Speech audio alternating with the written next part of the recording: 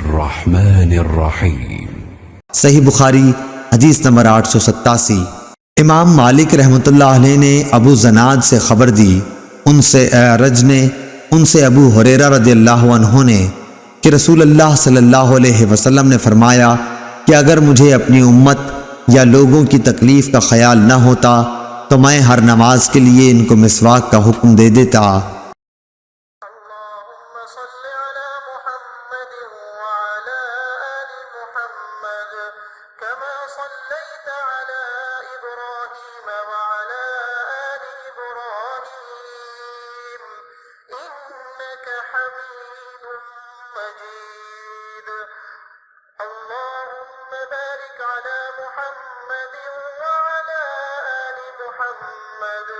كما باركت على إبراهيم وعلى آل إبراهيم إنك حميد مجيد।